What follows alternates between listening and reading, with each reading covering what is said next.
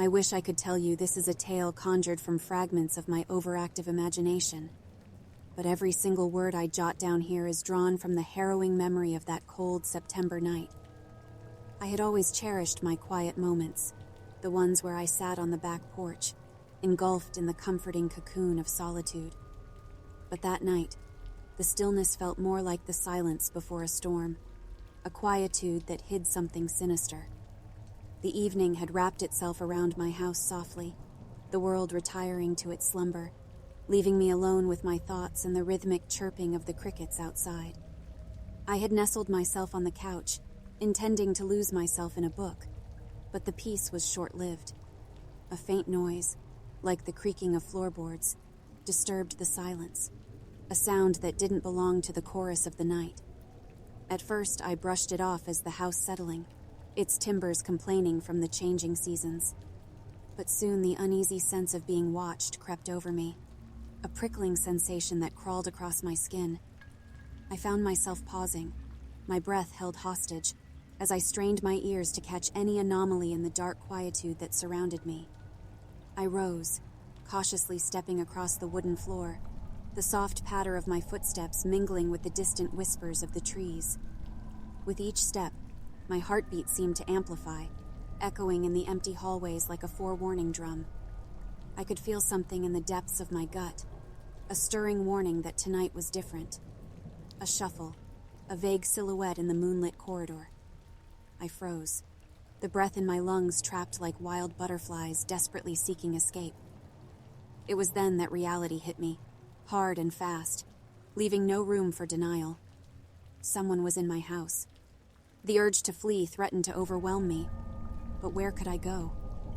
The windows presented a steep fall, and the front door seemed miles away, a beacon of safety that lay just beyond reach. Panic clawed at my mind, a dark void threatening to swallow any semblance of rational thought. I retreated, my back pressing against the cool wall as I fumbled with my phone, the screen glaring bright in the darkness. My fingers trembled as I dialed the emergency number, praying fervently that they'd arrive before. I didn't want to think about the before. The before harbored too many dark possibilities, terrifying outcomes that played out in grotesque detail within my mind's eye. The voice on the line was a beacon of hope, a firm anchor in the swirling chaos that threatened to engulf me.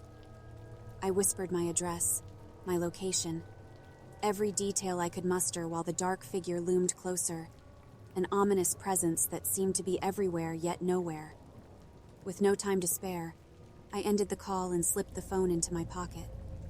My only option now was to hide, to become a shadow within my own home, to become prey in the night's deadly game.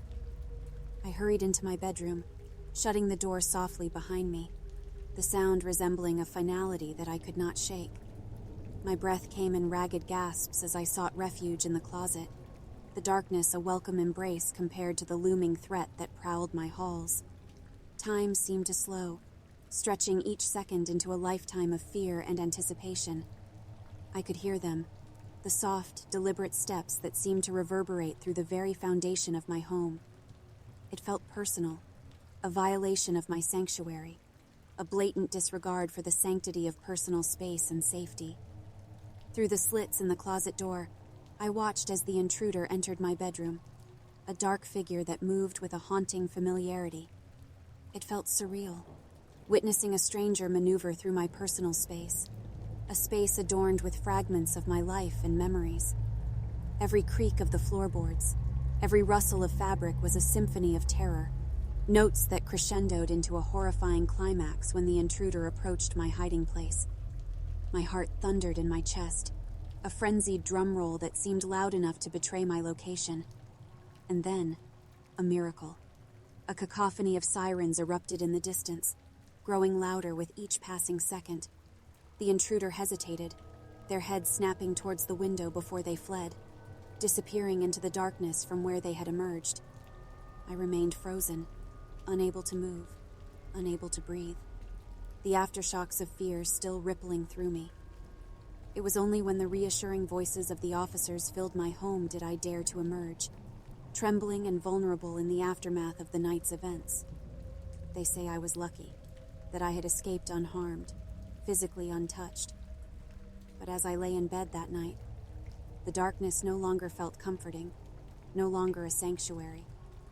The shadows cast by the moonlight seemed sinister, the silence a deceptive lull that hid the lurking dangers of the night. I realized as I lay there wide awake that my home would never feel the same.